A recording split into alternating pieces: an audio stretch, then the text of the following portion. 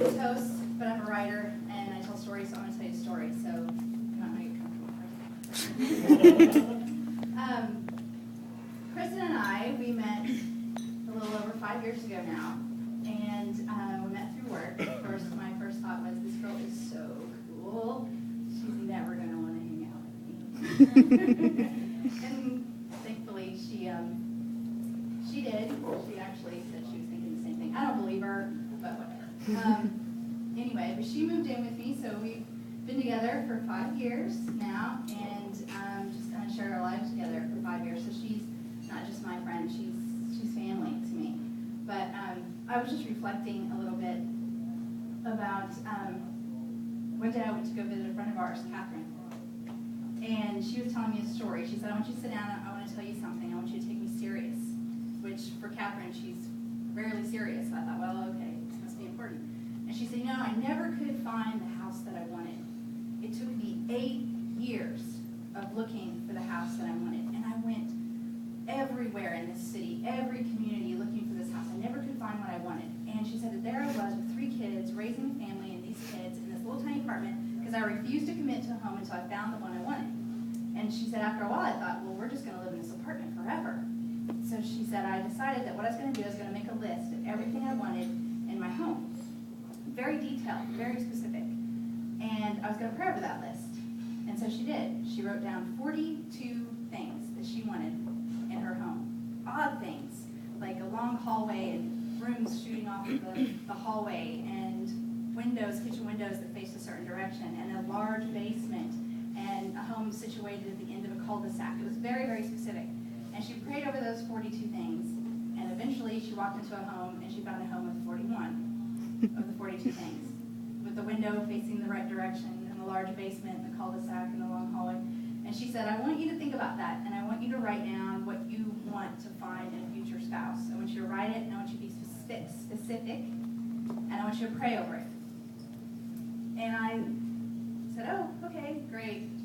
And I went home and I said, Kristin, Catherine told me something, and she was like, I'm serious, I really want you to do this. And I told her about it, and I said, so it's ridiculous, but I guess I'm going to write down some stuff and pray over it.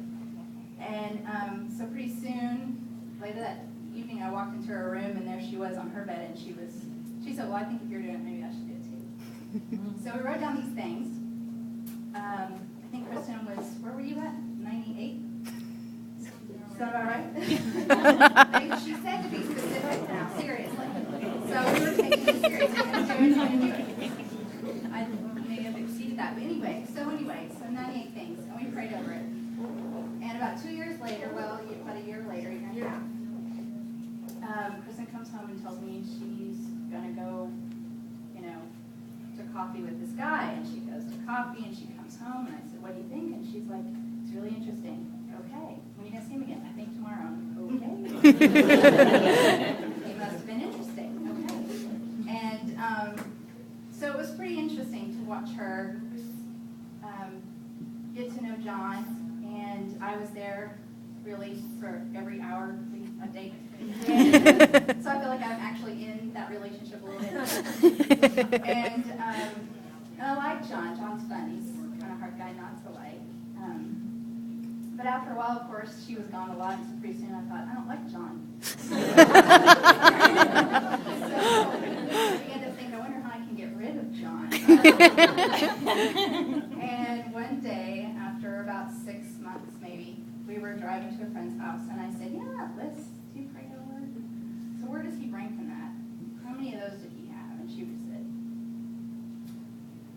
all of them and then some. I couldn't have written anything to describe him. He's beyond that. And of course I said, seriously? Are you being straight with me? And she said, yes, seriously. He's more than what I even hoped for. And I said, dang. So I decided to stop trying to get rid of Jon. And I was very happy for her. And I'm still very happy for her. And so here's the thing, Jon. You get Kristin, that's the way it goes. I go where she goes, literally, really, no. And so I'm excited because Kristin's my sister, and even though I have a brother and he annoys me, I'm excited So I just have another. So I'm looking forward to seeing you guys have a wonderful marriage and have a lot of joy in your life. And I'm looking forward to see what